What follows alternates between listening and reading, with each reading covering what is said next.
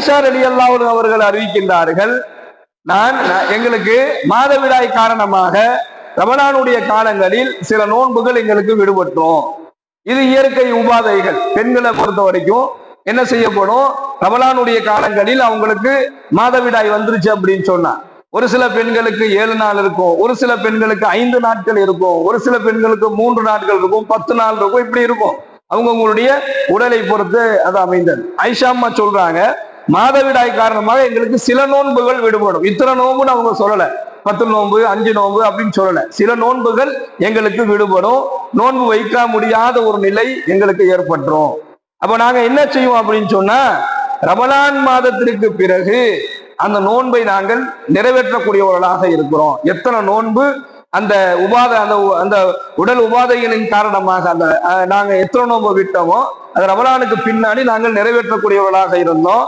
சில நேரங்களில் அடுத்த ஷாபான் வரைக்கும் என்ன செய்யப்பட்டுரும், எங்கனால அந்த நோன்பை எடுத்து வைக்க முடியாது. எப்போ ரமலான் முடிந்து அதுக்கு அடுத்து வரக்கூடிய ஷாபான், அதாவது அடுத்த வருஷத்தை சொல்றாங்க. சில நேரங்களில் ஷாபான் வரை கூட அந்த விடுபட்ட நோன்பை நாங்க வைக்கக்கூடிய அந்த நாட்கள் எங்களுக்கு தள்ளி போய்கிட்டே இருக்கும் என்பதாக சொல்றாங்க. எங்களால வைக்க முடியாது, அந்த மாதிரி ஒரு சூழலை வந்துகிட்டே இருக்கும்.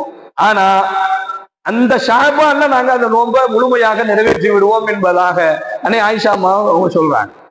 அப்போ அருமையான தாய்மார்களே, சகோதரிகளே, மாதவிடாய் காரணமாக எத்தனை நோன்பு விடுபட்டுட்டோமோ அத்தனை நோன்பை அதுக்கு பின்னாடி எடுத்து வைப்பதற்கு அல்லாஹ் அனுமதி வழங்குறான். அல்லாஹ்வுடைய தூதர் நமக்கு அனுமதி கொடுக்குறாங்க.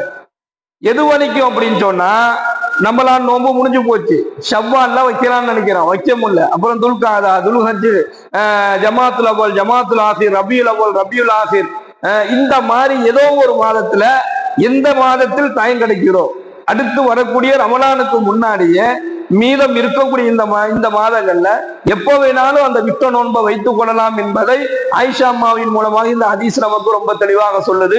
இது புகாரில 1950வது ஹதீஸாகவும், முஸ்லிம்ல 2106, திருமிதில 714 ஹதீஸாக இது பதிவு செய்யப்படுது. மாதவிடாய் காரணமாக நோன்பை விட்டவர்கள் திருப்பி அந்த நோன்பை எடுத்து வைக்கலாம், அதுக்கு 1 வருடம் கூட அவங்க டைம் எடுத்துக்கலாம். அப்படிதான் நாங்க இருந்தோம் என்பதாக சொல்லக்கூடிய செய்தியை பார்க்கிறோம். அப்போ விட்ட நோன்பை எடுத்து வைத்துக் கொள்வது இவங்களுக்கு அனுமதி. இது உடல் உபாதைகளால் ஏற்பட்டவங்களுக்கு இந்த 2 செய்தியுமே. முதல்ல நாம பார்த்தது நோன்பினுடைய செய்தி என்னன்னா, பயணத்துல இருந்து, கர்ப்பிணியா இருந்து, பாலூட்டக்கூடிய தாயாக இருந்து நோன்பை விட்டுட்டாங்கன்னா அந்த நோன்பை பின்னாடி வைக்கணும். அப்படி வைக்க முடியலன்னா ஒரு நோன்பிற்கு பகரமாக 1 ஏழைக்கு உணவு கொடுக்கணும், அவருடைய கடமை நிறைவேறணும்.